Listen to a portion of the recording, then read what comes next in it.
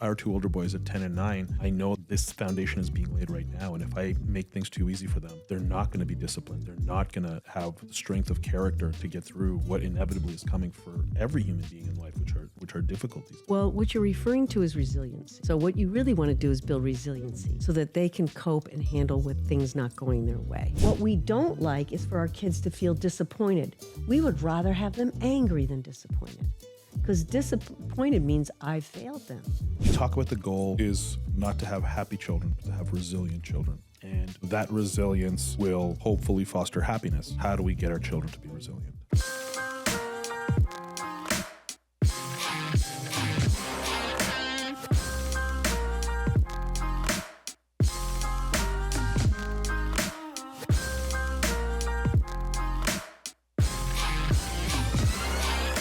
Welcome back to Rise Podcast, Life Stories of Accomplished Individuals.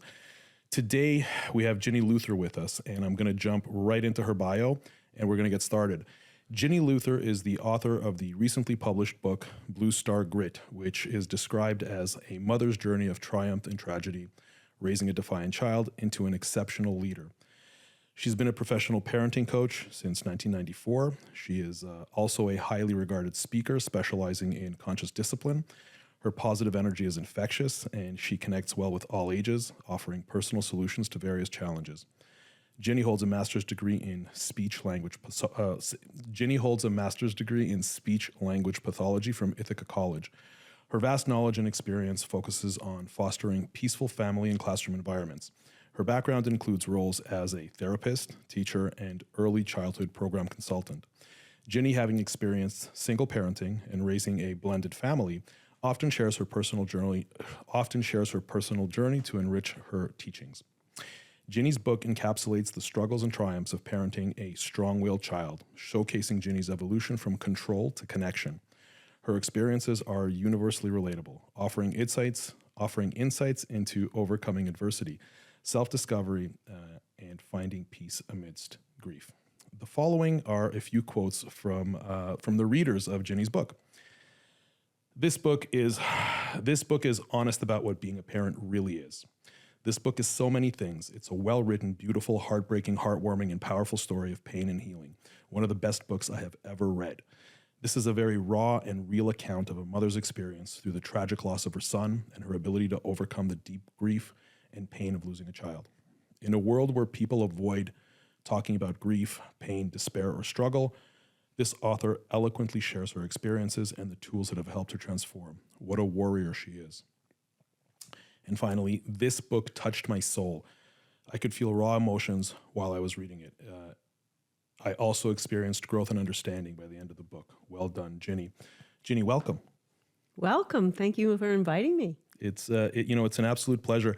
And as I'm reading your bio, I'm getting a little emotional. You could probably sense it in my voice.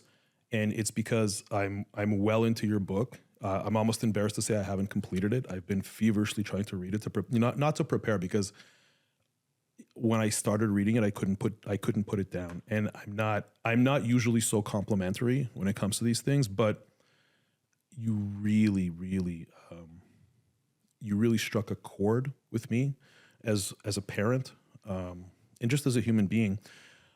So to go back to, before we jump into your book, which I'm really excited to talk about, and of course your expertise, this show is all about, it's all about a person's life path.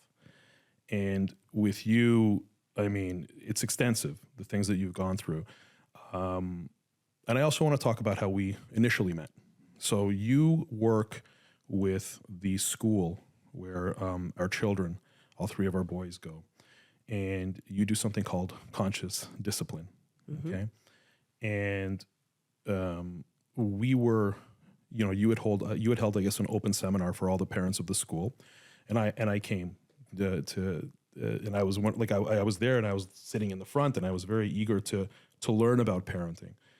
And back then you really caught my attention, and I just remembered feeling very understood.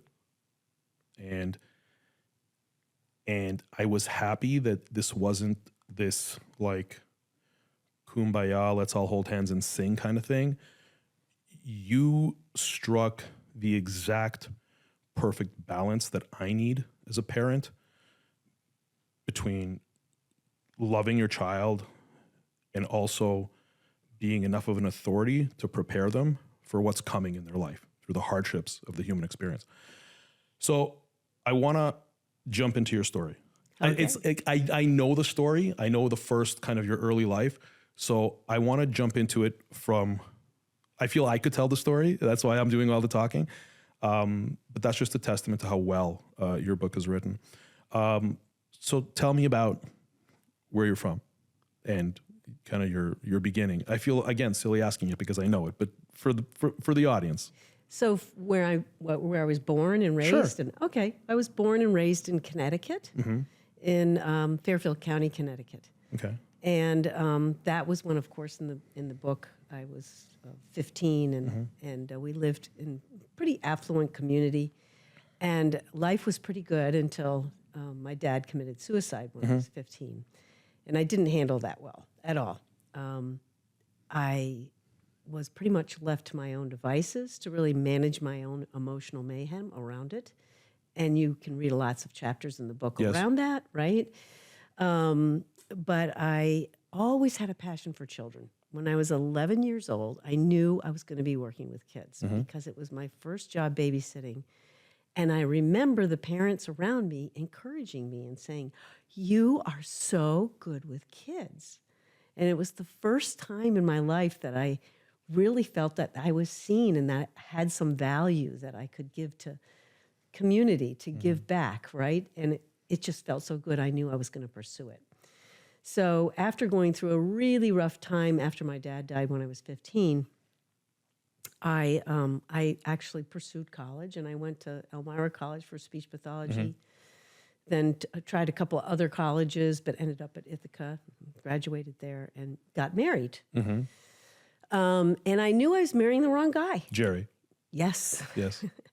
And I knew I was marrying the wrong guy, and I knew that because I could feel, it was a feeling and an energy that said, I'm too scared to go out on my own. Why did you do it? I didn't feel safe by myself. I didn't have the support in my life. I didn't have the parent in my life. My mother was an alcoholic at that point and trying to survive. And there was, our family was very fractured during that time. Yes. When my father killed himself. When most families come together, everybody went on their own. And you have 3 siblings. I have 3 brothers. You're one of 4. I have a question for you before we continue with your story. Your book,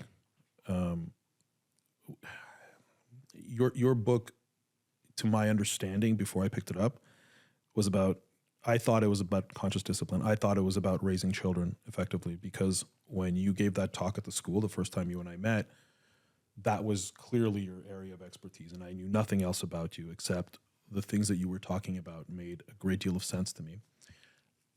That said, when I picked up your book, you started with the chapter about Bart, your late son, your son who had passed when he was 24. This must have been about 20 years ago.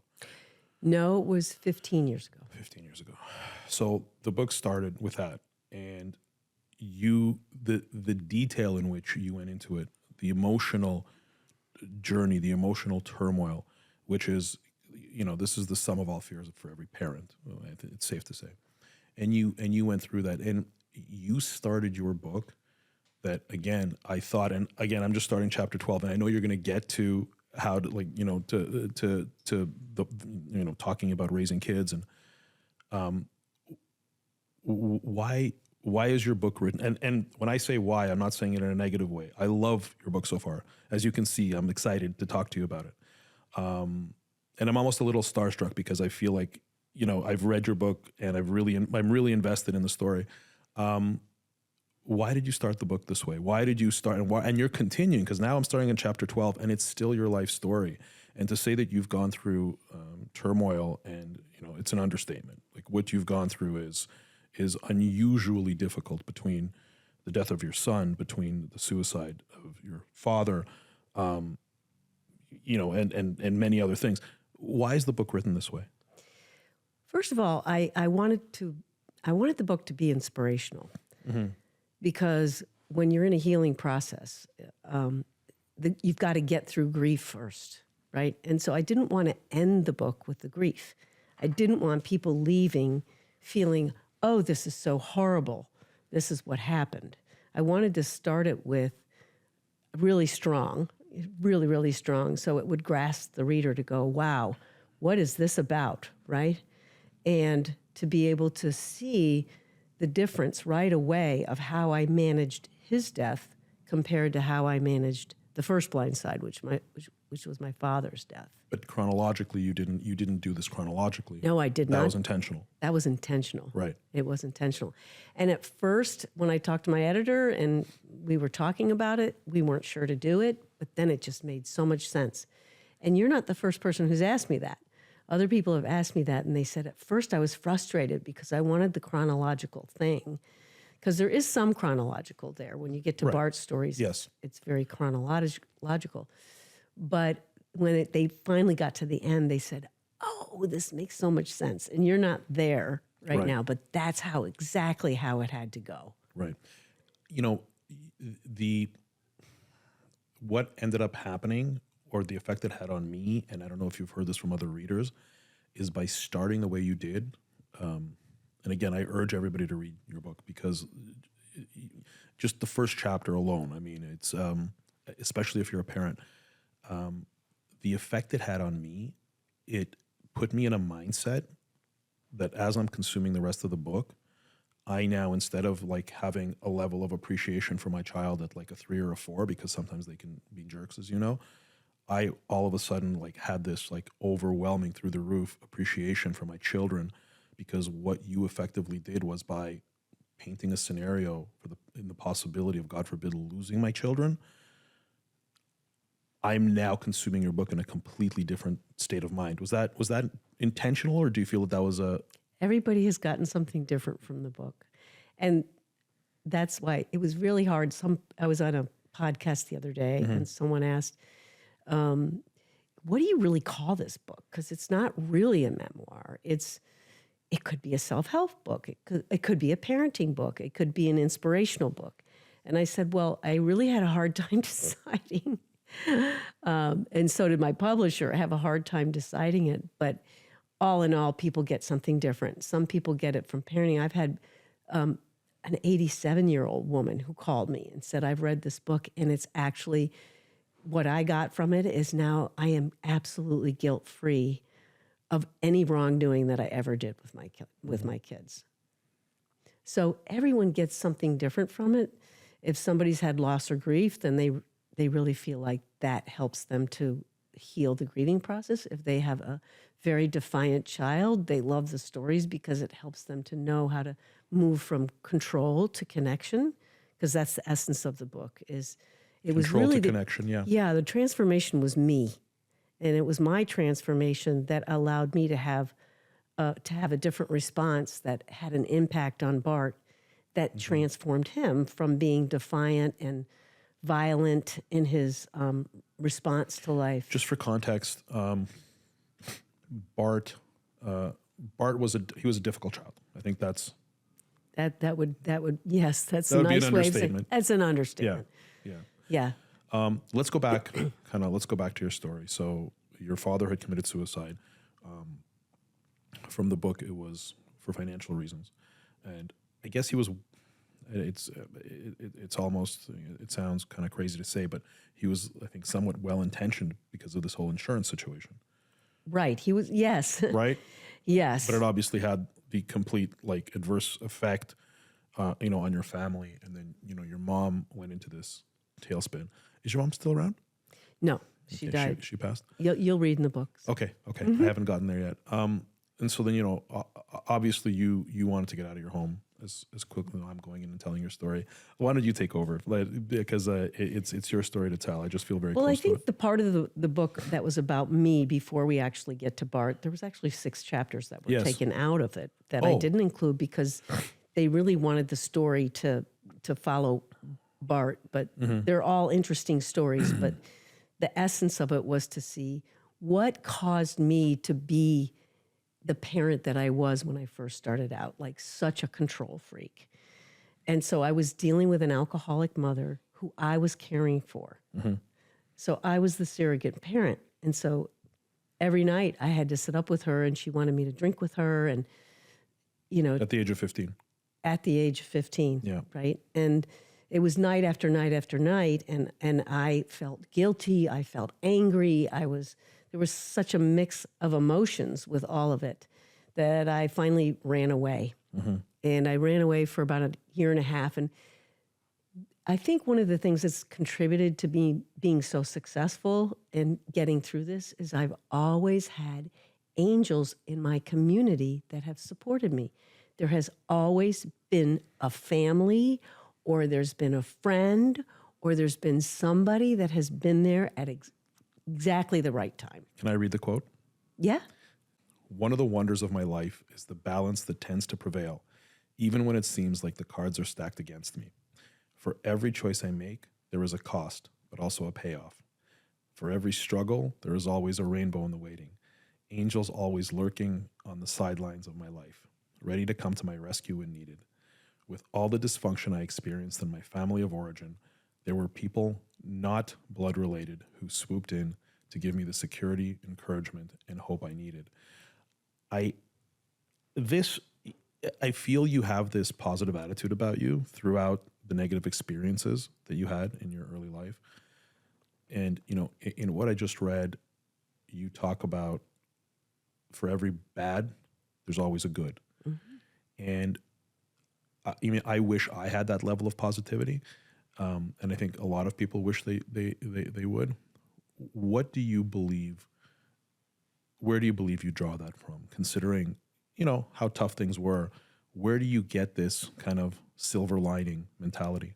And how does everyone else get it? Well, I can say that I'm not flawless. I am, I have my moments, right, where I feel dread, or my family obviously is very prone to depression because 3 people in my family committed suicide. I had a brother who committed suicide, my grandmother committed suicide, my father committed suicide. So was that in your book? No, your it was brother not in and my your book. grandmother? Okay. No, it's probably a chapter that was taken out. Okay. So that, I think for me, I think it is that support that's always been there, because for every struggle I've had, there's always been somebody in the waiting. But it's been really through this conscious experience, this conscious discipline transformation and self-growth, and seeing myself and experiencing my self-worth in different ways, which is what we're trying to do at the school that your children are attending, is to really help them to see their value. Because it's like that moment that I turned 11 and I was that babysitter. There I was struggling to be 11, and I'm doing this job, and this person comes along. All these adults go, "You are just so great with kids." For the first time in my life, I felt value. And I've dealt with kids for many, many years, babysitting, doing all kinds of different jobs and different things. And they've always inspired me because I watch them struggle. And you watch the youngest child in your life struggle, and they can be full into the emotion. And then before you know it, it's just dropped. They've felt it. They've grieved. They've gotten through it. On the other side is something good. And that's what I've always noticed. I can't really tell you why I'm like that, because I'm pretty different than the rest of my family. The rest of my family is rather dysfunctional. That's fair. You started talking about your experience in parenting, and when you started off. Talk to me about the circumstances under which you became a mother, and those early years. I'm trying to. What I like to do for my audience is I like to understand when people are at a low point. And what was the turning point for them? What was the turning point to get them to on that ascent, from the descent to the ascent? And I feel that's really important. And I feel that we hear about the success stories, and I was just talking about this in the previous episode that I filmed, actually earlier today, that by the time somebody is in an interview like this, or they're publicized in any way, or their story is told, they've gone through this massive, downward, part of their life, and then they've made it back up. However, those are only the ones we hear of. So we don't know of the ones that are still in that never do break free, and they never come out. And I don't know the data on it, but my guess is that a large majority of people never make it out. So my hope with this show is to pinpoint those moments, to understand what you had to do in order to get out of that. So that being said, tell us about the circumstances under which you became a mother, and then how did you begin your ascent, and where did you, and at what point? Because I don't know that I've gotten to it yet, being where this is Bart's early years. Right. Well, sometimes you just have to hit bottom, and my marriage hit bottom because I found out that my husband chose to be a drug dealer. And so that really compromised, my parenting. I always wanted to be a mother, of course, for obvious reasons I've just told you. I really love kids. Yes. And so Bart was not planned. I was planning on separating from my husband, and I got pregnant, okay? And there was that decision I had to make. Do I abort this baby, or do I go on? Because he was so clear that he was not going to support Because me. you were already planning to leave your husband. I was already planning to leave, and I happened to get With your eldest, with Nick. with Nick. Yes, I was going to leave. I've always been in a position. One thing I've always said is I've got choices. I can either choose to go down or I can choose to go up. Now, going up is going to be hard, but it's better than going down. So I've always been that way. I think that's just part of who I am. But you're really questioning me a lot about my resiliency. Yes. And I think the resiliency comes from a combination of a lot of things. Number one, awareness. When you know that you have the power, your own agency and power of free will, and the power to be able to make choices for yourself, not only for what you want to do, but how you failed as well, is to take total ownership for your failures as well.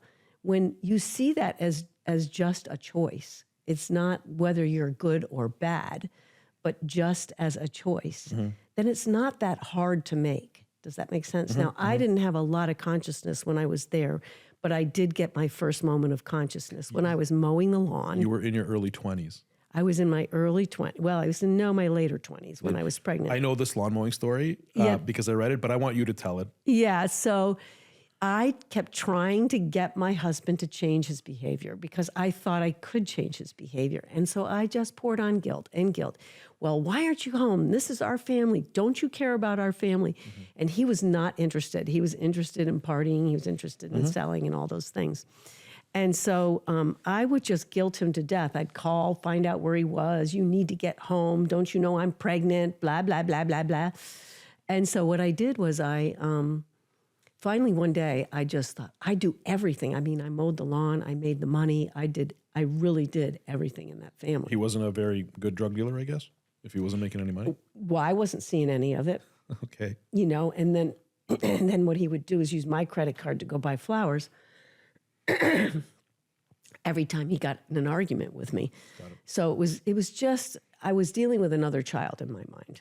Right. So, but one day I'm mowing the lawn. I'm 7 months pregnant, and I mean a push mower, the electric, a hill, and I'm in upstate New York, in kind of a hilly sort of rural area. And I'm pushing up and down the hill, and all I'm thinking is, this should do it. This should really get him. This will make him get out of that lounge chair he's sitting in.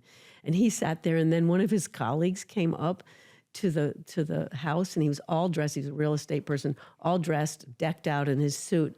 And he's talking to him, and I could see from the side, like he's trying to convince him, why are you letting her do that? So he comes out to the field, and he goes, you go back inside. You are pregnant, and I'm going to mow the lawn. And he finished mowing the lawn. But it was at that moment I said, there's nothing I'm going to do to change this person. The only person that can change is me. So in a way, one of the things I've always done that's helped me through this process is to see my stories as gifts. Like the adversities are gifts for you. That's what gives you the insight to say, I know I don't want this. Right. So thank you for bringing that energy, because now I'm clear. I can't control anybody. The only person I can control is myself. And so then I left and found an apartment and started raising the boys by myself. And How did you, were you scared? I mean, being pregnant, single mom, you were working, but I mean, like, it's just a lot. Like, look, to be really frank, like, my wife works, I work, we have help, we have a ton of privilege, and it's hard, even with all the help. Like, it's hard to always be on top of it, to always be there for them. Leaving your husband and embarking on your own with a small child and an unborn child.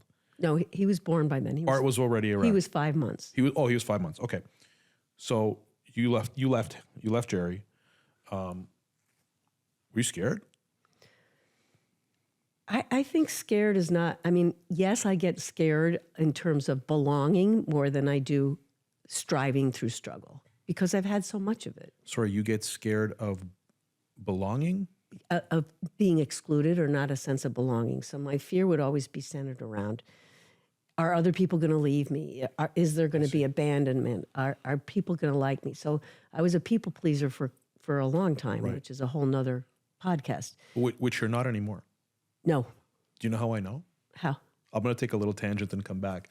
I know because I had a meeting at the school, and one of my boys was naughty, and I felt that there was an insufficient amount of discipline applied to him. And so I called a meeting. I didn't know you would be there, and then you came to the meeting. This wasn't too long ago. And I didn't come in hot, like I wasn't mad. I just wanted to get clarity and an understanding of what the strategy is with the school in terms of, because I felt that the school was too easy on him. And you came in and you did this in such a beautiful way. You put the responsibility on me. And so, which is the opposite of a people pleaser. And even though, I'm the dad and I'm like a client of the school and whatnot, I love that you didn't try to please me in that scenario. And your tone, I don't remember exactly what you said, but your kind of tone was just like you're the parent, and like what's going on at home kind of thing. Like why, so I like that. I like that. I needed that reality check. So I agree with you that you're not a people pleaser. So not anymore, obviously. Right. It took me a long time, and you'll read a lot more about Yes. that in the book for sure.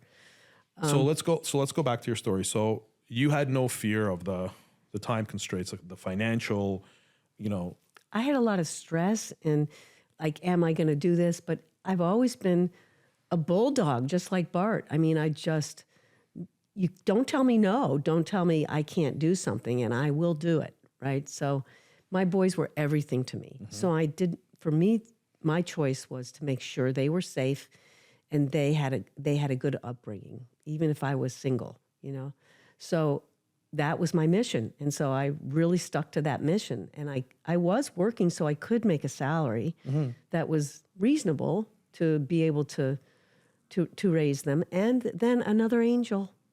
So the other angel was my next door neighbor who was a babysitter, grandpa babysitter that absolutely... What were their names again? B and Carl. Yeah. And they were known to be caretakers in the community, the best. And they took us in. And so I had so many breaks because she'd say, oh, go grocery shopping, I'll just keep the kids. Or you want to go for a weekend, I'll keep the kids. And she wouldn't charge me because they were like grandparents to my kids. See, angels, right? Angels, yeah. Yeah. And I mean, not to get, too, I guess, spiritual, but do you feel that your belief that everything would work out and the belief in the good of people is what ultimately brings those angels into your life? I haven't pondered that question, but I do believe that I've had angels. Somebody told me who could see them once. She said, oh, man, you have big angels. I said, I know that. I know there's something guiding me. I know there's a piece of me that says, I can handle this. Mm-hmm. And that's believing in myself. And this is the biggest thing that I like, my approach with children is no matter what their behavior is, no matter how badly they're acting, if you can see the best in them in that moment, they will see the best in themselves. And so there were a few people in my life that always saw the best in me, more than I could see in myself when I was growing up. And that was critical.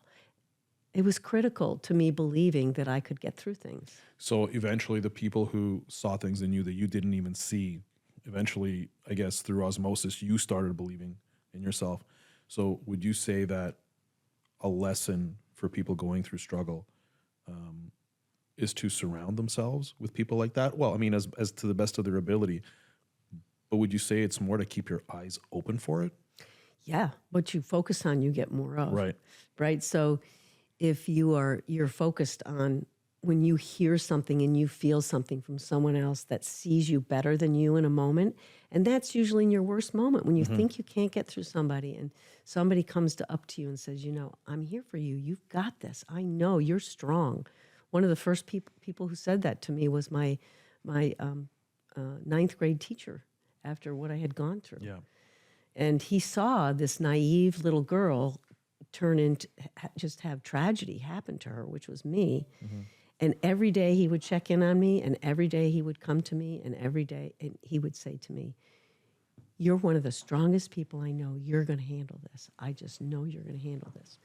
And it was so powerful as a kid to receive that, to know that somebody sees you better than yourself. And I guess that offset the negative effect your mom was having on you. Somewhat. It was a real big struggle for me with my mother. I was very angry for a long time. It took me, I don't know, you'll read in the book, but it took me like 30 years or 40 years to forgive her. So you did reconcile. Eventually you reconciled. Oh, yeah, you'll read it. Yeah. Okay. Yeah, Okay. definitely. Let's kind of, I'm going to get to the part about like raising kids. Yeah, sure. I have like a whole slew of questions. Okay. But I just wanted to get your story, and then I wanted to jump into the subject matter. In terms of, you're kind of the next step. So you're raising your kids. At what point did you meet your second husband? You remarried? Well, he's another angel. Yes. Okay. Tell me about he's him. the angel beneath my wings, and you'll read more about Yes. him because he's involved in some stories. Okay. He was one of those people that believed me. I met him in upstate New York, and I had already decided I was moving to Florida. I wanted to get out of where I was living because it was like it was not a progressive area, and they were going to build another prison to try to bring more employment in. And I said, I just don't want my kids to be in this environment, so I'm going to move south to Florida because that's where my mom was, and at least it was a connection that I could make. And I met Jack at a running event because I was a runner at the time, and he was running the event, and I really thought he was a jerk, actually. And we ended up we ended up dating with each other, and he was a dad and raised his kids. His wife left him, and he raised his kids, and so it was the way he communicated with me. But I'll never forget, he took me on a date, and I remember I went on the date, and I said, okay, I'm going to just tell him everything about me so that he knows that I'm just not a good enough deal. Like, he doesn't want to mess with me. Did you believe that, or were you self-sabotaging? No, I really, this was a moment in my life I was very down, and I had an eating disorder. So when I was self-sabotaging after my father's death, that went on for about 10 years, 10 or 12 years.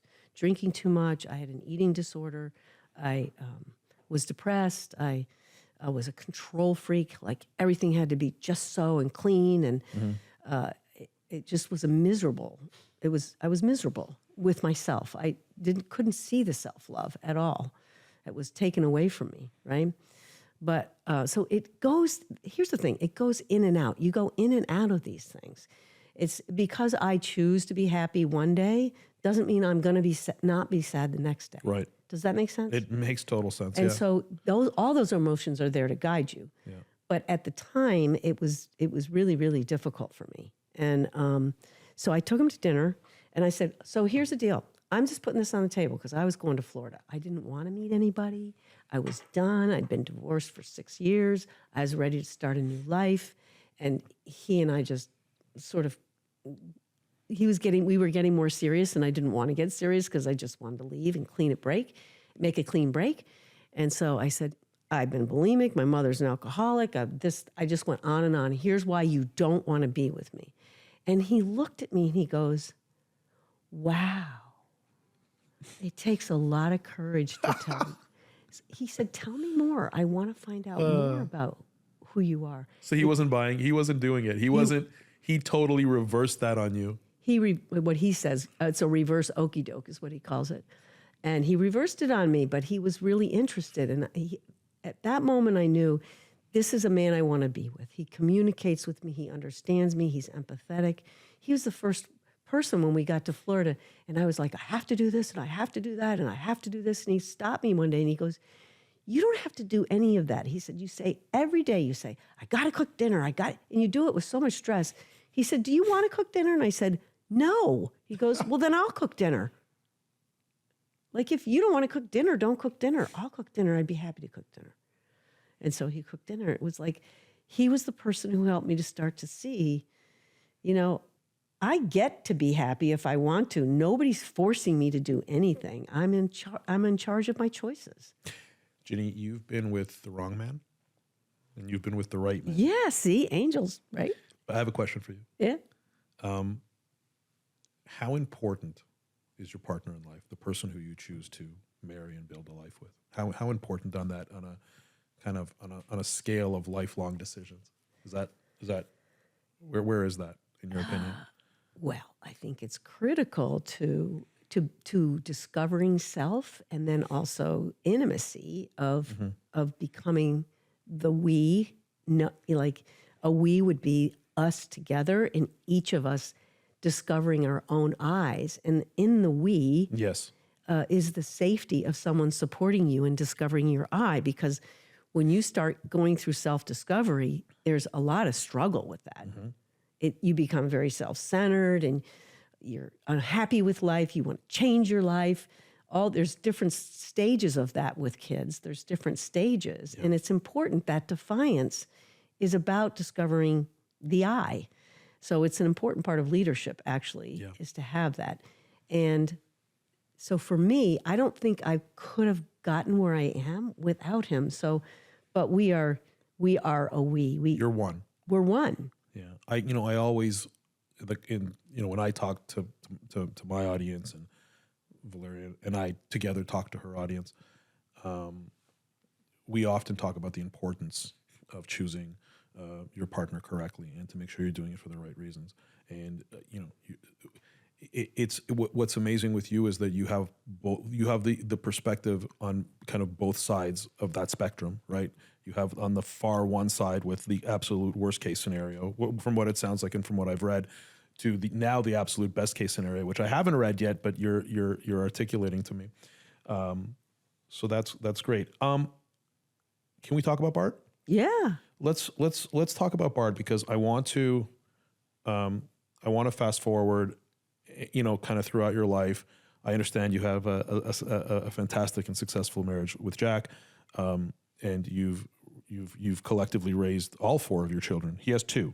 He has two. And you have two. And yes. Yes. Right. And so take me to, and then I want to jump into all the stuff about kids.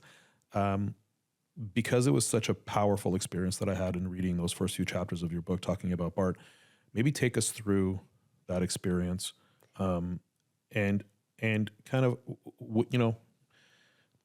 you were already working with children, obviously, prior to Bart passing. Yes, I was doing this conscious discipline work. Yes, with Dr. Bailey, who's the author of it, but I was doing this work with her for probably 12 years. Okay. Yeah. Talk to me about Bart and about what happened and how you got out of that grief. And then I'll jump right into the kid stuff, I promise. Okay, so you want the story of what happened to him? I think I want briefly the story of what happened, because I know the story, but for the benefit of the listeners, I'd like for you to kind of articulate that, but I want them to go read the book. Okay. So don't go too much into it. And then just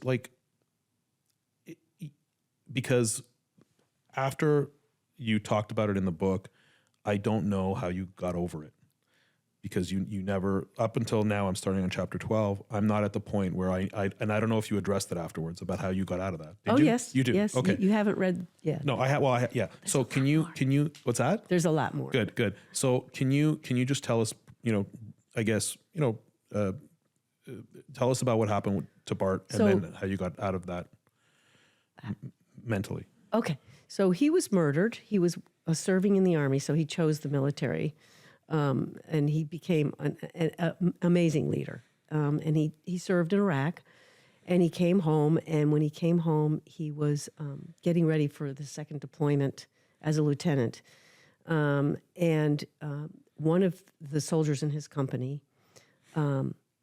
was harboring some sensitive equipment, and he went to his apartment, actually offering to go to the apartment in lieu of the captain to try to get this highly sensitive equipment that they suspected he was selling on eBay. And they needed to get it because he was getting discharged the next day. So they couldn't go through the normal channels because it would have taken too long with the bureaucracy. So he figured he'd just go over and talk to him. Well, long story short, he was shot. He was shot by this soldier who then killed himself. So it was very tragic. And so for me, it's important you read the rest of the book because there's so much that will contribute to how I get out of it. Mm-hmm. But at first, it's extremely shocking, and numbing, and the grief. You go through a tremendous amount of grief. But the truth is, you have to deal with the moment.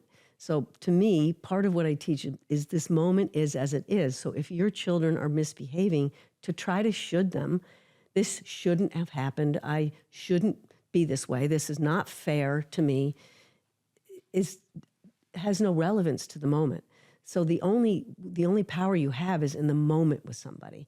So what I was with my angels able to do was every day take a step, each day, and tell myself what my brain didn't want to hear, which was my brain wanted to die. My brain wanted to take my life.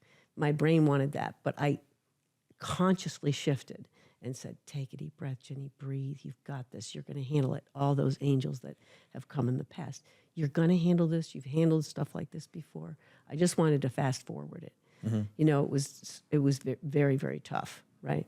So it was just starting with that process. And then also doing the work that I do, that one workshop you came, really helped me heal a lot. And we also, 2 years afterwards, started a foundation in Bart's name to try to help, believe it or not, the Jodys of the world. Jody was his murderer. Right. Jody was the one who murdered him, who did not have the abilities. He didn't have the support. He didn't have the angels. Bart hadn't had me and the approach of discipline, I think he would have been a Jody. Right. And so I immediately had empathy for Jody. You called his mother. I called his mother, right? Because I thought, well, if I'm this devastated, I can't imagine how she's feeling, because she's not only has a son who killed someone else, he then killed himself. Yeah. And so that was a mind blow for me. And so I said, I have to call her. And so when I went to go call her, I had to get the number from the captain. And he said, are you crazy? You don't want to call her. She's getting death threats. She's getting all that. She's getting what she deserves. I said, absolutely not. She's his mother. She didn't do anything. No, of course not. This is his mother. And they didn't even contact her. She found out on the news. Yes, I remember reading that. And it was devastating to me for her, While you were going through your own unimaginable grief. This was before the funeral. Right. Yeah, it was a few days after I got back from Texas.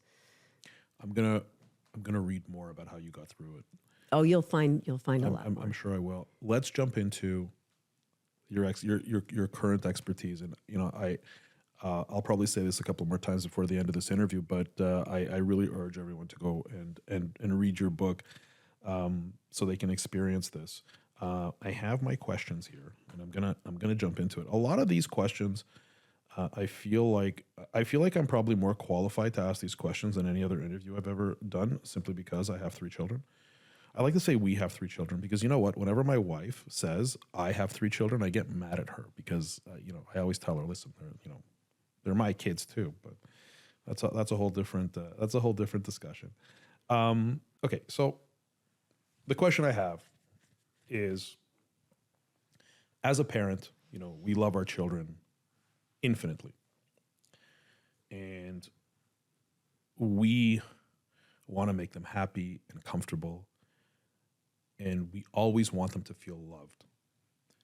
But at the same time, and maybe I'm saying this from the perspective of a man that has 3 boys, is my job is to prepare them for the inevitable hardships that they will experience in life. How do parents balance off the 2 sides of this coin? Because how can I give them unconditional love and let them essentially get away with stuff with having to make sure that they're prepared? Because even at our 2 older boys at 10 and 9, I know that this foundation is being laid right now, and if I make things too easy for them, they're not going to be disciplined. They're not going to have the strength of character to get through what inevitably is coming for every human being in life, which are difficulties. How do you reconcile the 2 sides of this coin? Well, what you're referring to is resiliency. So what you really want to do is build resiliency so that they can cope and handle with things not going their way. So anytime a blindside comes to you, the first thing that happens is you're in a state of resistance. Whether you're fear or you're angry, you're screaming, you're throwing tantrums, you're resisting the moment. So how you do this is, it's so important for kids to have boundaries. So the boundaries are important, to follow through with what you say you're going to do, because that builds trust, and that's another part of love, is knowing they can trust that you will do what you say. It's setting the boundaries and how you set the boundaries that's difficult, but because if you do that one more time, I'm taking your iPad away for a year, well, you're not going to follow up with that. So that's an empty threat. Does that make sense? And they know it. And they know it. They know exactly how to push your buttons. The other side of it, you're saying, I want to love them unconditionally. So you want them to know. It's kind of like when they used to say, well, this is tough love. And it would be the hand on I'm spanking you because I love you, which I never really understood. But basically what you want to do is you're saying, I love you so much. I want structure for you, and I want you to have expectation, and I want you to take responsibility for everything that happens. And that's owning what you feel, knowing how to manage your feelings, and taking responsibility for choices. The only way that happens is when you set a boundary with empathy. So empathy is showing the love. Empathy is saying, I understand you want this. That makes total sense to me that you want this to happen. And it's really hard when it doesn't. You're feeling really disappointed about that. But you're going to handle this. You can do this. You can do this. I know it's hard. You can do hard things. That's what I got. And that's what was most powerful for me in being able to jump over the hoop. Does that make sense? So it's a kind and firm. It's finding this balance. It's like on a tightrope. So you're on a tightrope. And this is really hard for parents. Assertiveness is the hardest thing. We're nice, and because we love them, and we feel guilty because we haven't been around, or for whatever reasons they push our buttons. And the next thing we're doing is we're screaming at them. I've been nice to you. I let you stay up last night. Now you're giving me all this trouble. That's it. You're just going to go to bed at 7:00 every night for the next 2 weeks. So it's this flip-flopping thing that we do, But how do you stay consistent? This is, Ginny, I mean, I know, this is hard. When you have with small kids, because they're the opposite of stable. So, they can be angels 1 minute and everything's working fine and you're getting your progress, and then they can just turn on a dime and digress. And, again, I think you're answering my question. I think I'm not comprehending the answer and I'm not challenging you. I'm just, I guess, asking for more clarity. When I sit with my kids, when my kids do something and I know that they need to be, let's call the word punished. I don't know if that's a word that you agree with. Well, it's not discipline. Punishment isn't discipline. Okay? And we can have that conversation. It's a consequence. I know I need to apply a consequence. Consequences teach and motivate your children to want to take responsibility. So it's how you deliver it. So let me give you, like, let's say a real world example. So, okay, I'll give you a real world. I don't want to throw my kids under the bus because I know that other parents are going to see this and eventually get to them, but I'll take my chances. I don't want them over consuming content on the internet. I don't want them overly using their iPads. Me being in this industry, I'm very well aware of the kind of, I'm very well aware of the publishers of children's content on platforms like YouTube, because it's unregulated, unlike the older, before it would go through committee and publishers were scrutinized, and it wasn't just about how do you monetize a child's attention. Now with YouTube, with this direct kind of publisher to viewer scenario that we have on the internet, there's no more layers in between that will make sure that the kids are safe. So I have a real concern about it. I also have a concern about them communicating with strangers on Roblox. In any case, I tell my kids, getting back to the point, I tell my kids, okay, you're allowed a certain amount of time every day on your iPad, because taking it away completely, it would be Armageddon in my house. So I set the time. I'm able to check if they went over it. What I don't do is I don't lock the time, because I want them to exercise discipline to be able to shut it off. And I did that, and they were good for, let's say, a few days, but then they went over. And the consequence was, I actually have a contract. I drafted a contract, which they signed. It's in my office, that they would not then have iPad for 2 weeks. So I guess my question to you, using like a realistic scenario, is then they tried to renegotiate. So when they both went over the time, then it became a negotiation. And I said, well, what are we negotiating about? We have here, see the contract, boys? Remember you signed this? Mm-hmm. And I guess my question to you, and this is kind of the crux of where where I'm having a hard time with it, is in that moment, I know that the correct thing to do is to make them stick with this agreement, and they don't have the iPad, but then chaos ensues, and it's not fair. You're not fair. Mm-hmm. You're a bad parent. Mm-hmm. Way to parent, Dad. Like, it's that kind of attitude, and then I'm tempted to give in. So that's the two different scenarios. I love my kids and they want this so badly, but I also have to prepare them to let them know there's real consequences. You broke an agreement, and in real life, when you get older, no one's going to care that how do I deal with that? How do you deal with? Well, it's dealing with yourself, because it starts with you. It doesn't start with the kids. You're the one that's feeling the guilt, which, by the way, is a cancer in my mind. I define guilt as cancer. It is not helpful for you to you can't manage guilt. Guilt is a blanket of an emotion that is not really real. It's an invented emotion. It's not a core emotion. It's what we give kids when we don't want them to feel bad. Look how you're making me feel. You just need to stop acting that way because it's driving me nuts. That is guilt that you're imposing. And when you receive a lot of that as a youngster, then what you do is you deny the core emotions that are underneath, that are designed to signal them to make a different choice, right? And so if you cover that with guilt, then they don't have the ability to access that emotion. All they do when they become adults is access guilt.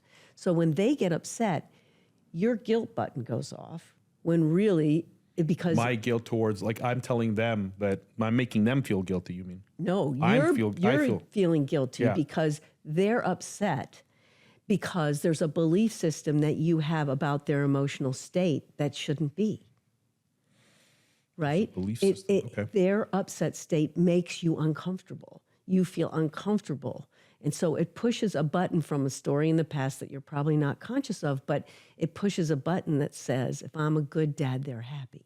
So originally you said, we really want to make our children happy. I'm going to fire you from that job right now. That is not your job. That is not your job. You're responsible for your own emotional state. And that's what we do, is help children to be responsible for their emotional state and see those emotions as something, as a guidance system versus something to avoid. So I want to understand this correctly. It's not a parent's responsibility to make sure their children are happy? It's not, you must be exhausted by now. I would am. assume you are exhausted. I fire you from that job. You can't make, remember what I went through my husband? I could not make him change. I could not make him happy. I could not make him want to love our family enough. You can't make your children happy. They're in charge of what they deem their self-worth is, that we want them to have self-worth. We don't want to be responsible for their self-worth. Does that make sense? It does. So if it does. We're not responsible for their self-worth, you're saying? No, self-worth is self-worth. How do we help them see their value that they offer to the world where they feel happy in giving it? Just like I did. So we are not, as parents, we're not responsible for their happiness. But would you say it's fair, is it fair to say that as parents, our goal should be for them to be happy? No, I would say the goal would be for your children to be resilient. And resilience is the ability to be able to manage the blind sides of life, as you say, difficulties, which really is an emotional state you're talking about. Okay. Right? So all conflict, which is resistance, starts with emotions. And so your emotional state is there.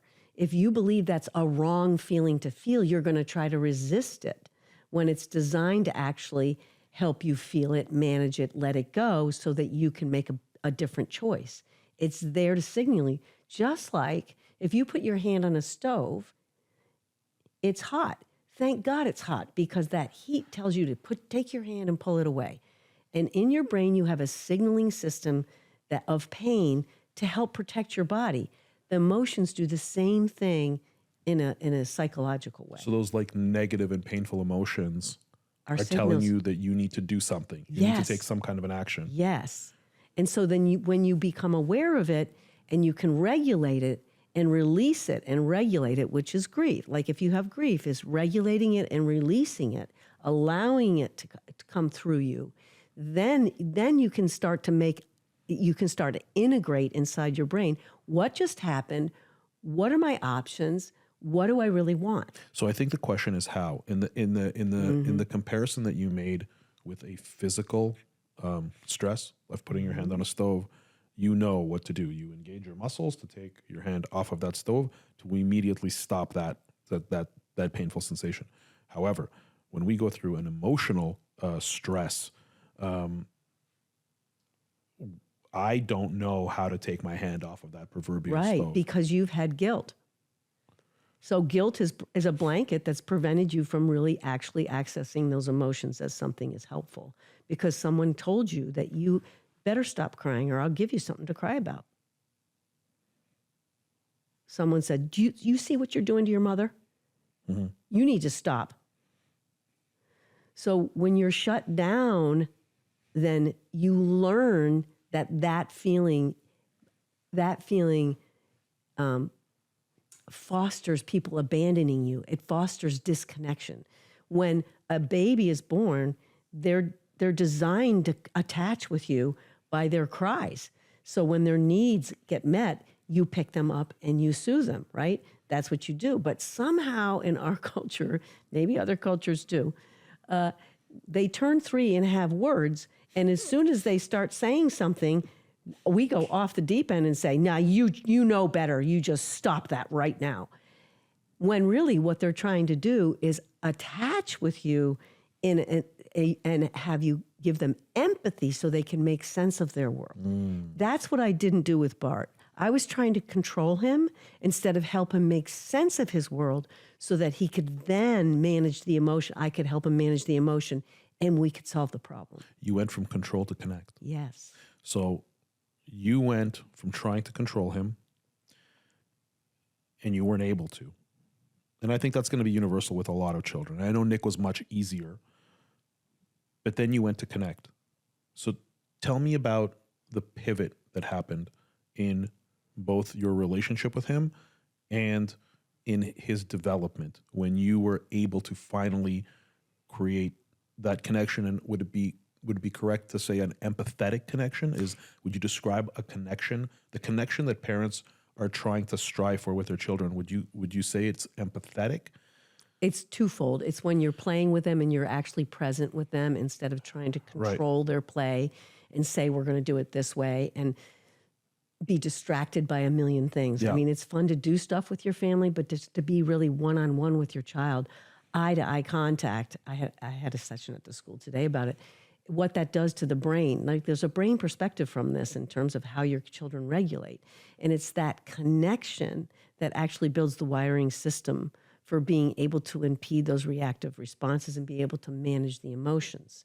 So empathy, when I talk about connection, instead of trying to control him in a moment of conflict, which is resistance. Yes. He's resisting me, I'm resisting him. Yes. And instead of saying, I'm going to win this, I'm going to say, how can I help him more likely choose? Oh, how I'm going to help him more likely choose. So that's the question. Is to be able to say, I'm going to understand him first and then still have my no. Here are some of your options. So as they get to be teenagers, so it wasn't an automatic snap from control to connection. I'm going to tell you, it took a period of years because Bart taught me as I was teaching him. Does that make sense? Yes. We were in this together. We helped each other grow up. And that's the beauty of the story, is that I learned as much from him or more than he learned from me. And it was that parallel. Yeah, it's really interesting what you're saying, because I draw a comparison to my own experience and specifically when I speak with my kids and when they do something that makes me angry, I ask myself when I'm responding to them, am I doing this for their benefit? Whatever my response is in that moment, am I doing this for their benefit, or am I doing this out of my own ego? Is it my ego? Is it me wanting to get back at them for what they've just done and the way they've made me feel? And I find that when I actually asked myself the question in the moment, when I was able to take that pause, especially when the kids were younger and I was a younger dad, it was out of my own ego. It was about me, like they had done something so rotten that I wanted to get back at them almost. And it's juvenile. Like if you think about it, I'm an adult, right? But I had to consciously say to myself, no.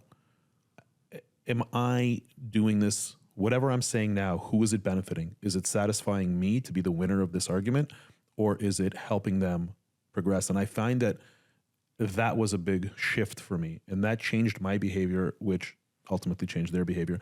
So is that an example of Yeah, I have a connection? saying that goes along with that. Is it more important, ask yourself, is it more important to be right or connected right now? It's always more important to be connected. It is, but most of the time we want to be right.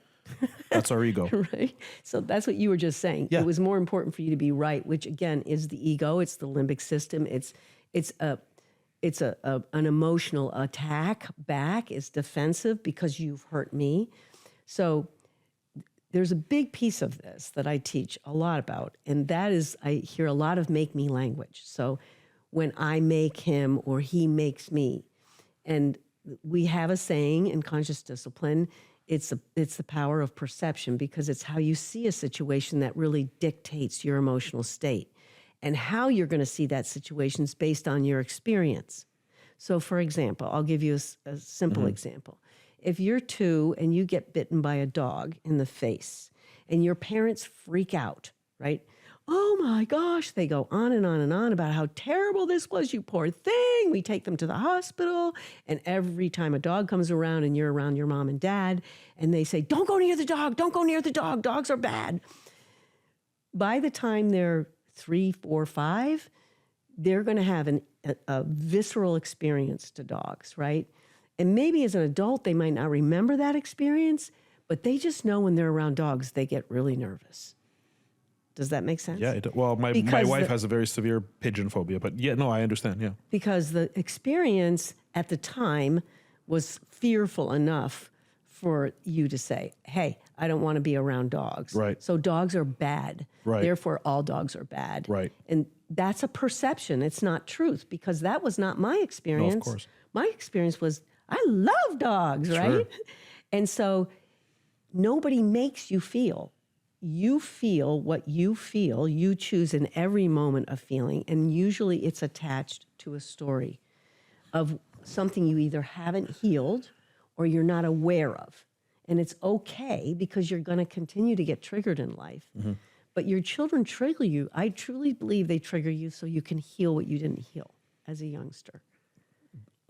Yeah, that makes a lot of sense. They help you to be the person that to receive what you didn't get. But we go back to that fine line with you, which is how to be assertive, how to be kind and firm, stick to your guns, right? You set up the consequences with a contract, which is fine. What you didn't do is stick to it, because what we don't like is for our kids to feel disappointed. We would rather have them angry than disappointed, because disappointed means I failed them, right? So we don't like them to feel disappointed. So then we feel guilty, and then we get really, and what you've done is now you've taken their opportunity to allow the disappointment to motivate them to want to do it differently. If you try to rescue them or you try to punish them in that moment, they're going to blame you. Right.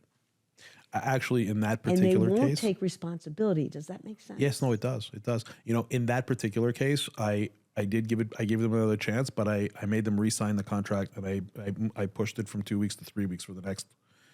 So I made a modification. I felt I did something to teach them a lesson, but I don't know that's going to teach them, though. Yeah, you're probably right. They got away with it the first time, so they're going to try again. Well, no. I mean, now one of them breached it again, and so it's been taken away, and the other one is okay.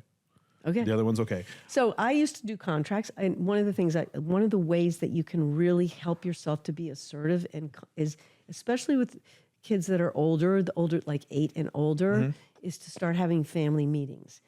And I heard about this, like weekly family meetings that have an agenda. You'll read more about it in the book, right? And we always had family meetings so we negotiated a lot of things, because as they grow, it's important we let go a little bit. And that's always hard for a parent, because when they're under the age of 8, you're in charge of them. They can't plan their life, so you're pretty much telling them everything they do.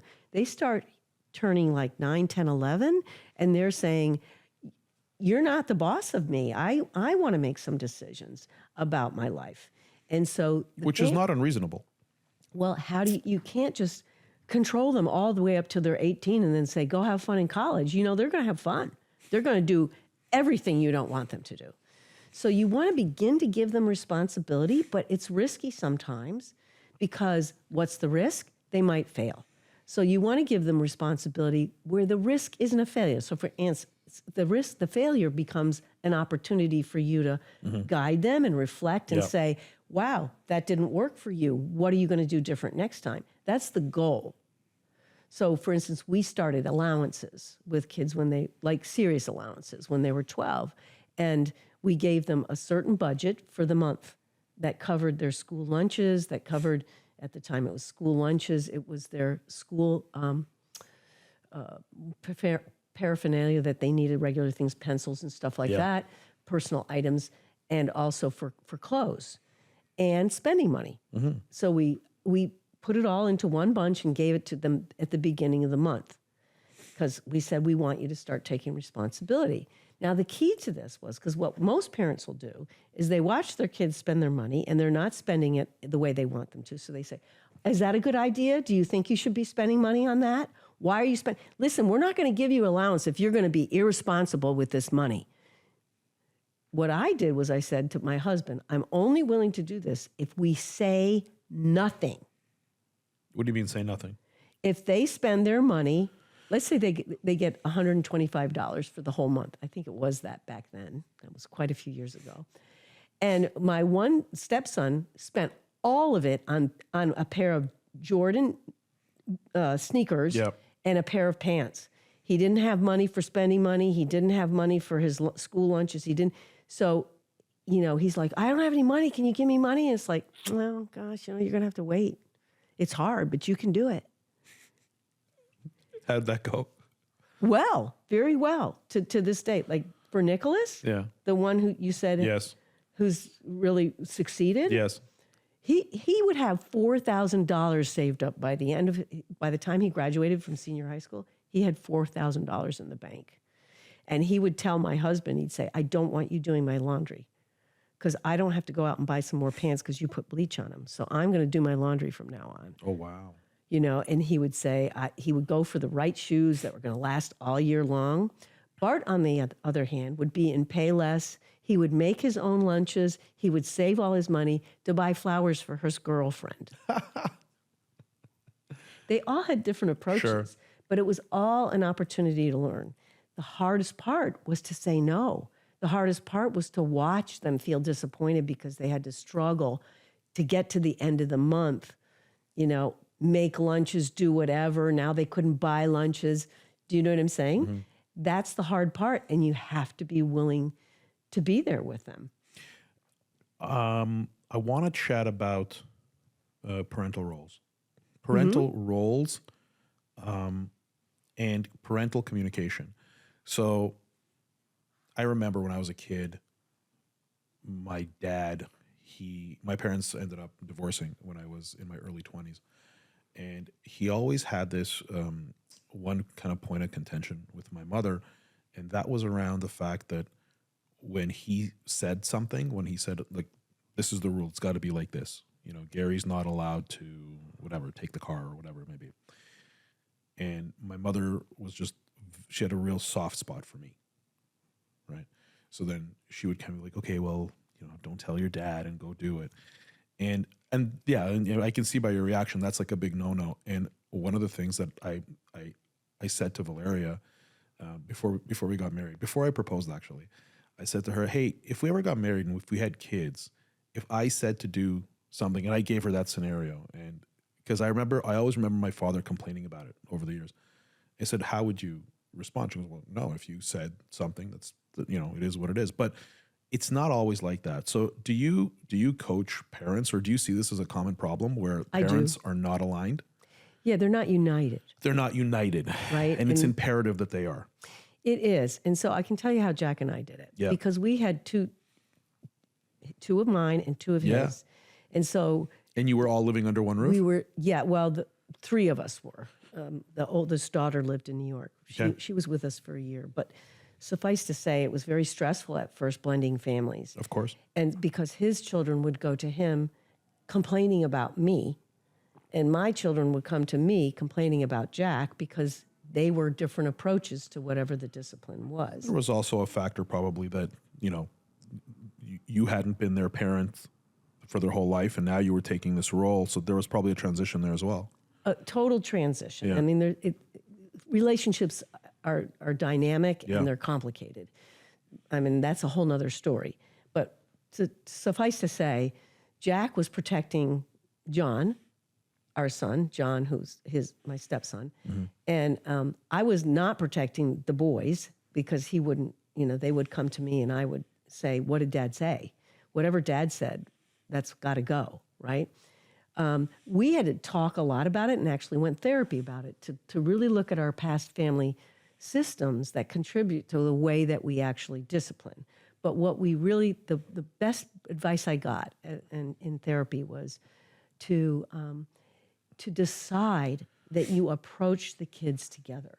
So no matter what the other person says, you are going to support them in that moment. You can always have a discussion about it afterwards, but it's important to approach. So for our lesson was, every time there was something going on, I would say, your dad and I want you to do this, or your mom and I want you to do this. And if we had a disagreement about it, we talked about it a lot. And Jack was always so good because it's my way or the highway. You're going to do it my way or the highway. Where's all the research on this stuff that you're teaching and all of that stuff? Where's the proof? I said, well, you got to wait. Yeah, sure. But bottom line is, he would say to me, because you're the parent instructor, there's times you have to yield. You have to be willing to say your kids aren't going to die because they're doing something different, short of abuse. If it's, serious abuse, you can't allow that to happen. If there's one parent doing serious abuse. No, of course. You can't allow that. But that's the line. I mean, there's definitely a line. That's the line. Course. That's the line. The other is to if let's say it's something about bedtime or something, so that your mother undermines your father. All the time. And so then to the kids, his voice isn't valuable. Does that make sense? Yeah, that makes They're not going to listen to it because they can always go to mom, and then mom's going to save them, which was never very helpful to you. You know, we have this debate now, with Valeria and our kids where I'm very adamant about limiting technology. But then what happens is she's not even doing it on purpose, where she doesn't try to undermine me. But what happens is one of our sons will go and say, Mama, I already kind of went past my allotted time. Can I get more time on my iPad? She knows the rules. And where I've corrected her, she would say, instead of saying no, because you're past your allotted time, she'd be like, well, talk to your dad. That's a problem. Because what I explained to Valeria is that when you do that, you're opening a window, right? You're opening a window. And then when they come to me and I stick to the plan, you've become the good guy because you're making them believe that there's a chance, like, you would like for them to have this extension, and then I'm the bad guy for shutting it down. So here's how I see it. Yeah. How I see it is Valeria's trying to support you. She's just because she wants to say yes. So instead of saying yes, which she feels too guilty about, she's going to send it back to you. She's giving it back to you because she knows that you're going to stick with it, but she's not sure that she can. But it results in the children perceiving her as the good guy and me as the bad guy when I'm enforcing the rule. No? I don't know, because I think kids go through different stages of their life viewing their parents in several ways. Mm-hmm. Like, you're never going to escape a void with them. Mm-hmm. You're never going to escape. I mean, that's evolution. Evolution happens when you want to be better than your parents, or you're going to not do this that your parents always did. Yeah. But then you create a void that you find out later on. So, for instance, my son Nick said, one thing I've learned, I said, what have you learned about me that you don't want to do? Because you've learned something. And he said, I've learned that I don't want to spend as much time working as you do. I want more balance in my family because I really wanted you around more and you weren't. I worked a lot. Sure. But based on my past history, at 14, I was left to my own devices. Yeah. For 15, I was left to my own devices. I had to work. And so it's always been my security. That's my own issue. It's my scarcity I'm afraid to let go. Mm-hmm. So that's why it's really hard for me to retire. It's just so hard for me to retire. But bottom line is, we all are you're going to bring something. Mm-hmm. What's really important, I'm the disciplinarian in my house. I can see that. Yeah. Definitely. And Jack is the rescuer, right? Oh, wow. So he's like the good guy. But doesn't that create animosity between you and him? That you're the disciplinarian? It doesn't, because now he says, what did your mother say? Right. Right? And that's okay. What did your mother say? Says, I want to support your mother. So if Valeria could say, what did your father say? That would be more supportive instead of say, go talk to dad. Mm-hmm. Do you hear the difference? Yeah. But it's your job to say to Valeria what you want from her and how you want her to support you. She doesn't know. She just knows, I don't want to say no. Right. Right? That's where she is. Her heart starts to, I want to do that. So she knows that you can take that baton and do it. It's just how it's coming to you feels like she's undermining you. Yes. I have another question. Okay. Grandparents. Oh my gosh. That's a loaded question. I love your your response to that, because I feel like you're almost reading my mind as to what I'm going to say next. So we work on things as parents. We make progress with our children. Then our children go, oh, Valeria's going to kill me for this because we talk about this all the time. And grandma's probably not going to be too happy with me either. But then the child goes to grandma's house. And in grandma's house, that old thing is, the grandma's supposed to spoil the children. Well, I don't think she should. But then what happens is there's no rules. Kids can do whatever the hell they want. They want to go there because they're living a life with no boundaries. And it kind of almost destroys like the weeks or months of progress that have happened when they go to grandma's house. Because grandma's just all loving and it's like all the love, but then you don't have to worry. They don't have to worry about the discipline because they figure they'll just give it back. They'll give the child back to the parent. But then when we receive the child back, we receive a different child. So how do you How do you deal with this? And also, like, I also love my mother-in-law and we have a great relationship, but how do we as parents deal with grandparents who don't feel this responsibility of disciplining the child and of making sure that, how do we deal with this? Well, there's always this dilemma because it's the opposite is So you're true a grandmother, too. I'm assuming. I just turned great-grandmother, believe it or not. Okay. No, I wouldn't have believed it. I'm 69, I'm a great-grandmother. Good for you. Yeah. So there's some rules about being a grandparent, which is to respect the boundaries of the parents because you're doing the hard work. Could you say this in Russian so my mother-in-law will understand? No, I'm just joking. No. And I think parents have good intentions, just like I think we have good intentions. Yeah. But Parents or grandparents? grandparents have Good really intentions. good intentions. Sure they do. Yeah, absolutely. They get to make up for the loss of how they couldn't be there for you. So now they have the time to just be with them and they want to be nice and make up for all the time that they didn't have. They really get to play with them.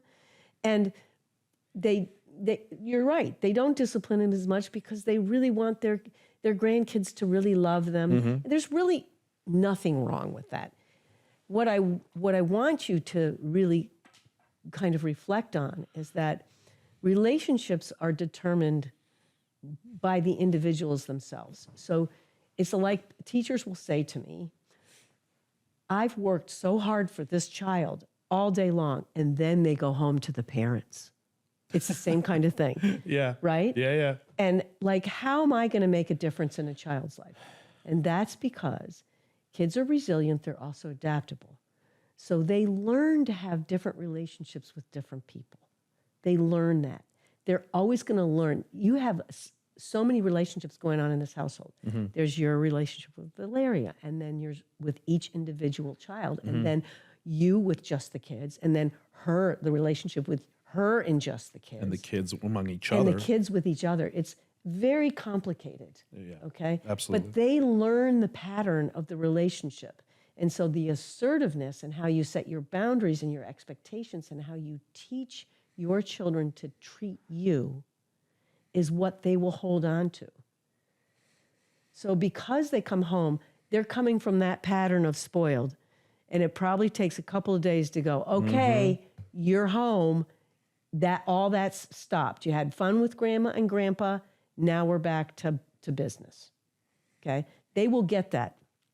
As they get older, it will get better and better. But trust me, the grandparents aren't going to ruin them. What's the conversation to have with the grandparents? It's a hard one because I'm a grandparent, mm-hmm. and, I've been told, there's certain things I can and can't do. And how did you receive that? It was very hard for me because they basically told me not to relate to their kids the way I do. So they're resisting my conscious discipline approach, right? Okay. And because I always said, this is what I said to my kids who are adults. I said, I'm going to have a relationship with the kids, and what I really ask of you is that you respect the relationship I have with the kids. I promise I won't spoil them, and I promise you I won't punish them. I will be the best disciplinarian I can, but I want you to honor the relationship that I have with mm-hmm. your children. And I don't know what happened. I think there's this whole tribal thing and DNA thing that goes on between mother-in-laws and sons. It's a whole different dynamic, and that's a whole nother podcast. Well, but it is a whole other podcast, but I just have a quick theory on it, if I may. Yeah, I do. And it's not just I think it was with in-laws and with in-laws, between in-laws and the person that like their child marries. So as a parent, we always have these high expectations for our children, these ideological kind of goals we want them to reach. And so as a parent, I would want the absolute very best. Let's use Valeria as an example. Her mother wants the absolute best for her. So as Valeria's life continues to unfold and I'm her partner, if there's any deficiencies in what I provide to her as her husband, then her mother would automatically, and there's no way for me to be perfect, but it's a naturally conflicting relationship over time. as me as Valeria's spouse, according to the perception of my mother-in-law, am not fulfilling to the maximum. So I feel like, but that being said, we have a great relationship, and Victoria is actually very realistic about things, and we really do love each other. But I can see why there's animosity between in-laws and the spouses. Yeah, and with mother-in-laws, typically. Yeah. And because I teach so many moms. Yeah. Right. I do a lot with parents. Yeah. I always see them roll their eyes about their mother-in-law, and the men, the husbands. No, the moms roll their eyes about their mother-in-law. About the husband's mother. Yes. And they always roll their eyes, my mother-in-law, my mother. And so Really? I stopped them one day in a session I was doing. Yeah. And I said, okay, I'm just going to stop all you guys because you're rolling your eyes right now around your mother-in-laws. I'm a mother-in-law of a son. Sure. And my intention is always to be helpful. That is only my intention. I don't ever give advice that's not heated. I don't tell them what to do. And I'm the disciplining. I mean, I'm the parent, expertise person, Sure. right? Absolutely. I say nothing to them because this is their life and these are their children. You don't and cross those boundaries. I don't cross those boundaries. But I said to them, if I'm going to ask you this question. If your mother-in-law is at your house and you hit the sheets, you go to bed. Me. And So you're talking about me specifically I'm in talking general. about Okay, a yeah. mom. Yeah. Like Valeria. Yeah. And you go to bed and your mother-in-law decides in the morning when she gets up early, she's going to clean the kitchen for you. What's your thought when you come down? They all said, she thinks I'm a poor housekeeper. Yeah, I can see women thinking that. I said, if your mother is at your house and you do the same scenario and she gets up and she cleans the kitchen, what's your thought? And they said, well, she's being helpful. Right. That makes a lot of sense. So I said, there's got to be something in the DNA about establishing these tribal rights. I don't know. Something there about There's something there. Starting new tribes and all that kind of stuff. Are there nuances that you see, especially when it comes to the children, to raising the children between, like in my scenario where, the mother of my wife, do you see similar kind of? Not as much. There Women is feel the wives' tale that I say all the time that it seems to be true and it's been around forever. Yeah. A daughter is a daughter for life. A son is a son until he takes a wife.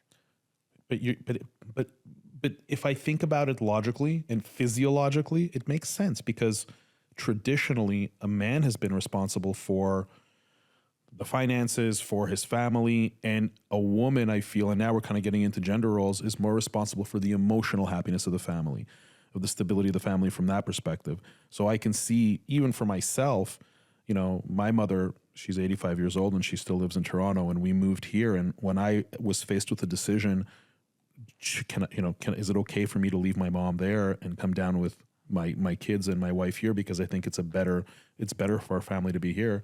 I didn't have to think long. I knew my priority is my wife and my children, and that is a shift. But with daughters, it's different. Daughters will stay with their mothers. Yes, they tend to. And I have a lot of friends who have sons. They're going through the same. They're completely ousted, like they're just kind of ousted from the family. Yeah. So it's a common thing. There's got to be a book out there, probably on something. Probably. Well, if it's not, then I think you should write it. Well, I don't know.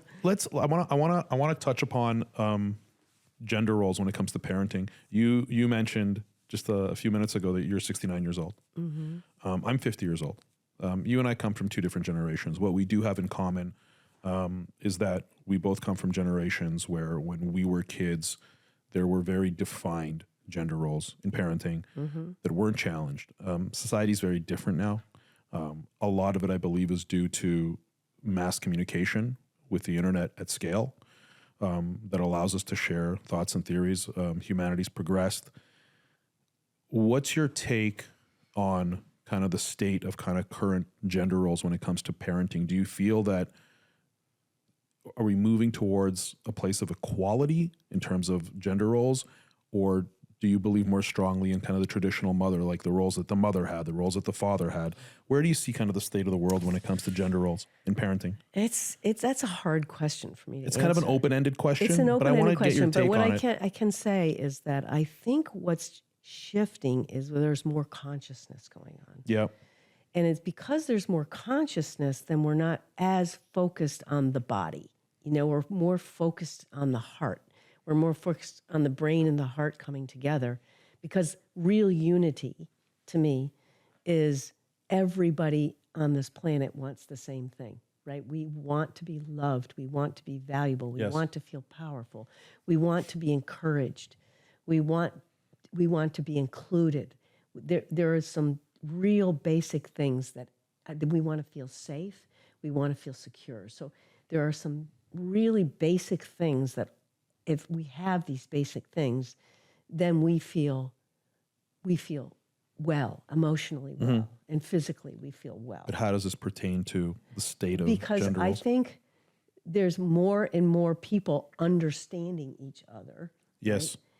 And I'm with the gender roles, it's really hard, but what I've seen of families where they have the same gender, like two moms or two dads, it's foreign to me. I'm like you, it's very foreign to me. It feels a little uncomfortable because it's not something I've been exposed to until late, right? In my generation, it was even more. Women weren't allowed to work. If you got pregnant, you had to stay home. Right. Right?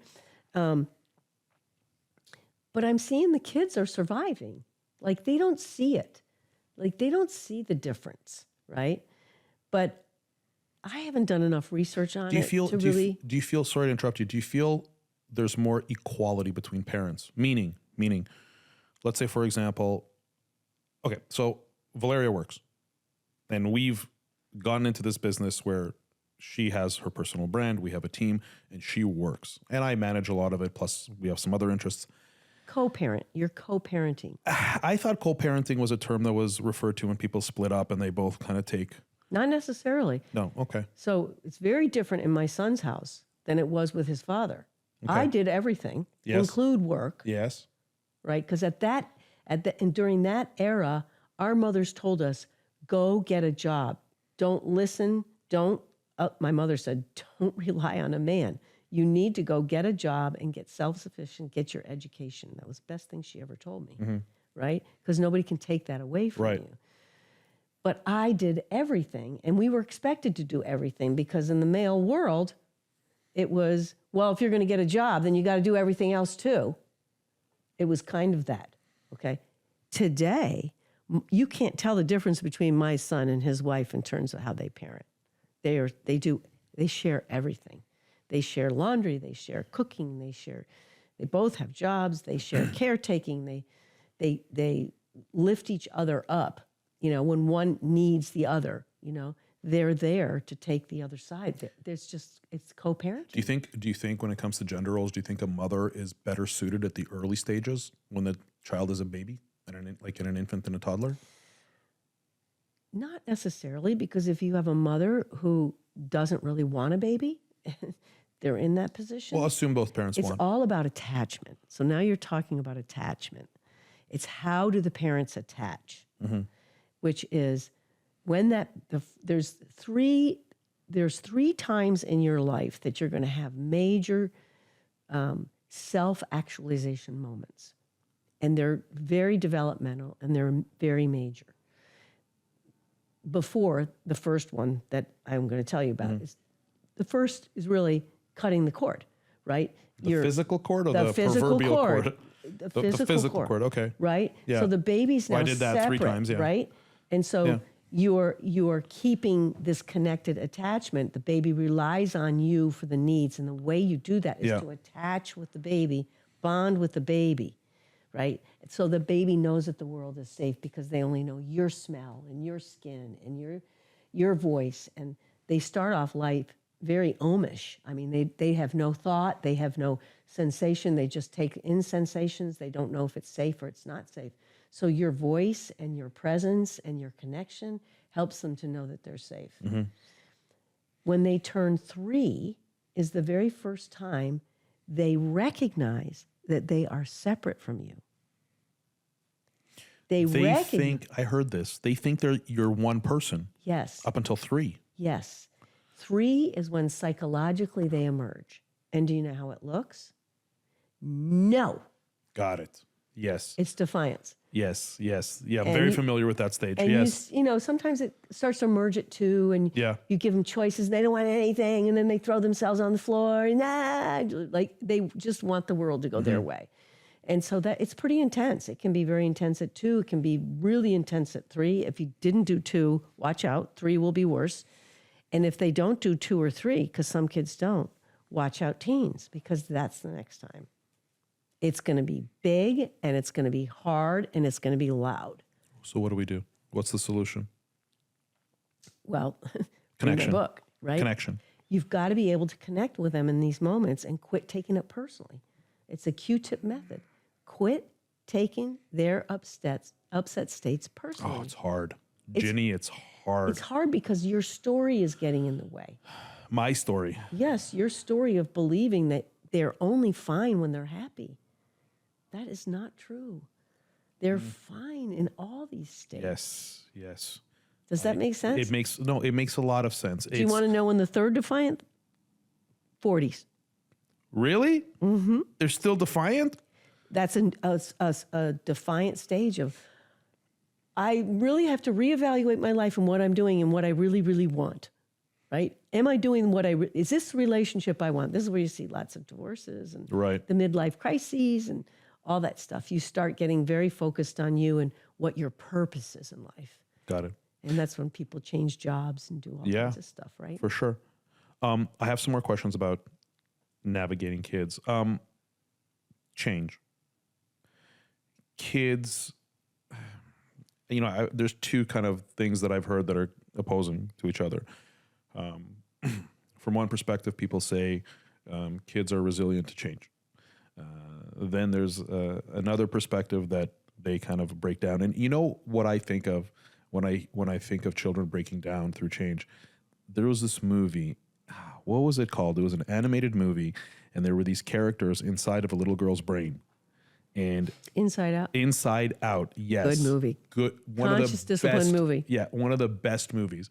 And to see the inner workings of a child's mind, and there was the sadness and joy and all these characters that they had developed, and the imaginary friend, and it was such a great movie, and we've watched it with our kids more than one time. And I heard there's a sequel coming out. Really? Yes, we're very excited about the sequel. And so in that movie, the little girl who was moving and she left her friends behind, she went through this kind of crisis. And eventually she, I don't want to spoil the movie for people who haven't watched it, but eventually she was okay. And when it comes to children and change, as a parent, how do we help them navigate that? As an example, we moved from Toronto to Florida almost, 3 years ago.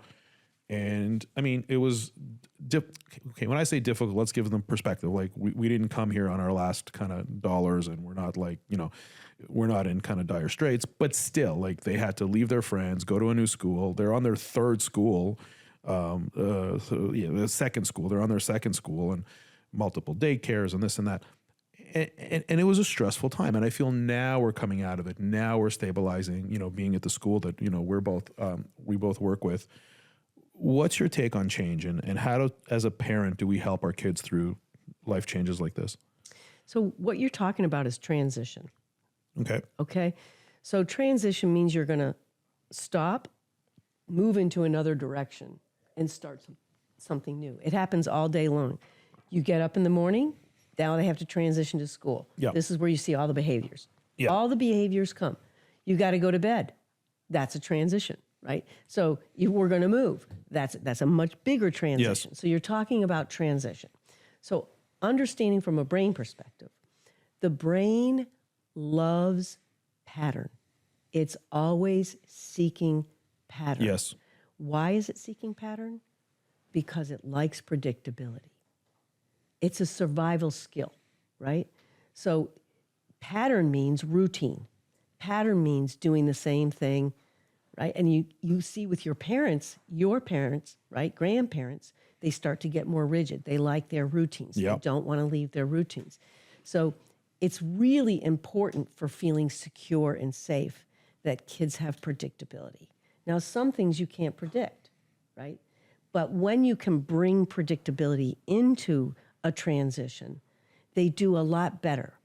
So how do you, as a parent, bring predictability? I teach a lot of this. Yeah. A lot of this. So this is a big topic. This is something I've touched on something. Yeah. Yep. I teach a lot of this. Is when they're young, like your youngest age, 5, yeah. they need visual predictability. Like we all need, actually all of us need more visual. We have to use a map now to go anywhere. It's that your safety and security, because you know that person's going to take you and you can predict. When you know the route, you don't need the map. Kids need the map. Yeah. Because they don't think in a reflective way.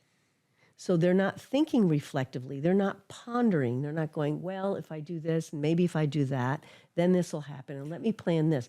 They don't plan well. They're much more in the moment. They're much more in the moment. And what they do is they talk out the pictures in their head. So your son, actually, I saw him today. My 5-year-old? Yes, he was very upset because he wanted mom to pick him up. Yes. He's Right? going through that now, yes. He wants mom to pick him up. And so in his head, he's picturing mom picking him up. So now he wants that to happen. Yes. He's not reflecting, well, gee, did we set this up? Or was that something that was said that would happen? Like, do you see what I'm saying? Yes, They just talk out what their pictures are. When they get to be about 8 and 9, they really can start to plan. So what we're really talking about with transition is you want to plan as much as you can, because you plan, then you're bringing some predictability into it. So if you're in the household, it's really nice to have the kids, give them schedules that they can write down what their routine's going to be and then check them off. So if you go in the classrooms at the school, you'll see lots of visual ways to line up, this is our schedule for the day, going through the schedule for the day, all the visuals that help them to be successful, to know what to do, because that builds predictability. So as soon as a child's born, there's 2 things they need: connection and predictability. Wow. Those are the 2 things they need. Okay. So the connection's the attachment, the predictability is trying to develop that routine of eating every 4 hours. Good luck, but eating every 4 hours. It turns out to be every 2 or 1 or whatever, but if you notice, when you take your kids off schedule, that's when they go wacky, because they can't predict what's going to happen. It's like going to a foreign country and you don't know their language, and you're driving and you don't know how to read, and their signs you're like overwhelmed, right? You get completely overwhelmed, and that's an anxious state. Yeah. So then your body goes into survival, and so your youngest one is going to be mouthy and probably throw things and stamp his feet, and your older one's going to go, it's not fair. Yeah, that sounds about right. Right? But it's resistant, it's overwhelmed. You don't understand my life. You don't understand what I have to do. Yeah. All that stuff that starts to happen. And so that's... So you're talking about transition. So anytime you can bring a predictable schedule to them, and if you have a family meeting, which we kind of got off on. I think that's a great idea. Have a family meeting is to set up your schedules and what you need to do before we get out the door, as opposed to nagging them every second. Go get your this and go get your that, and what did you do and what should you be doing and how? That just drives them crazy. Right? So as an example, in the mornings when they're all over the place and I'm trying to get them out the door because I drive them to school, instead of nagging them and saying, go brush your teeth, go put on your shoes, your shirt's on inside out. What's the alternative? Is to create like a list? I would give them a schedule. Now, with your youngest, you have to give him pictures.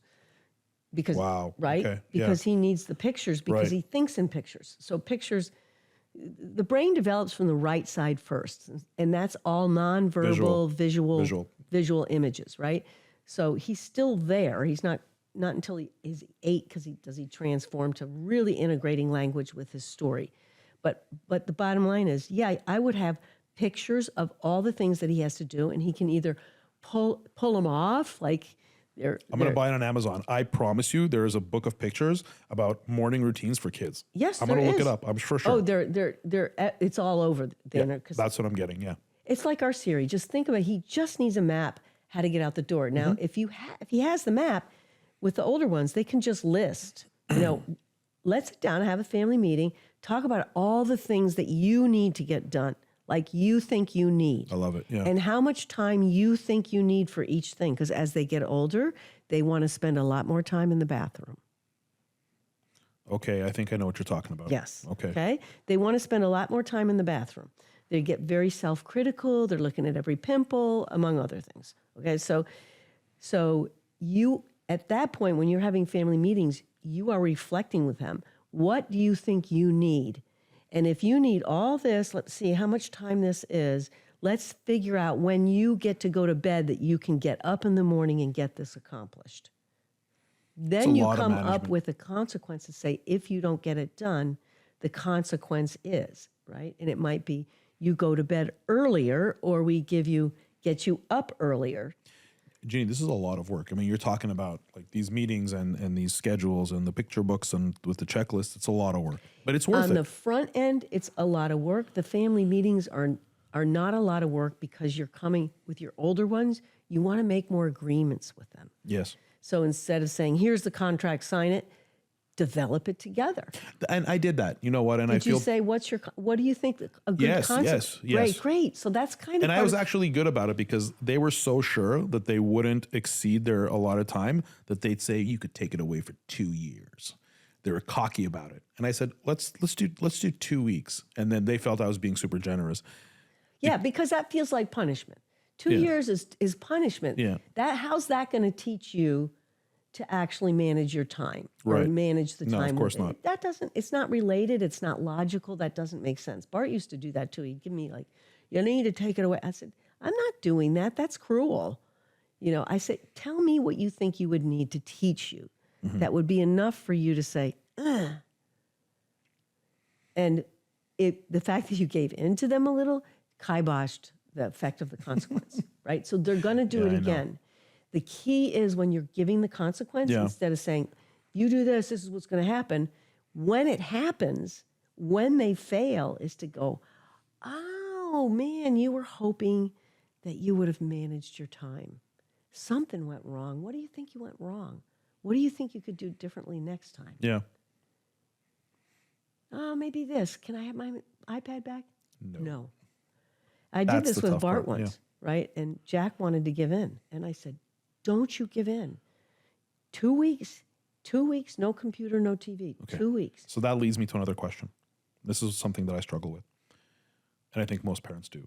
Your 2 kids, Nick and Bart, they were very different. And I read that in your book. They were very different. Bart was a more difficult child to raise and discipline. And Nick was, I remember reading in your book how he was even trying to like take it easy on you because he saw how difficult it was with Bart to help you. That was his way of helping you.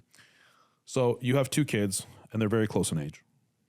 One needs to have a consequence of something that he did wrong. Let's say for the example, like he can't have an iPad for 2 weeks, but the other one did nothing wrong. So because they're so close in age and they live in close quarters, we all live in the same house.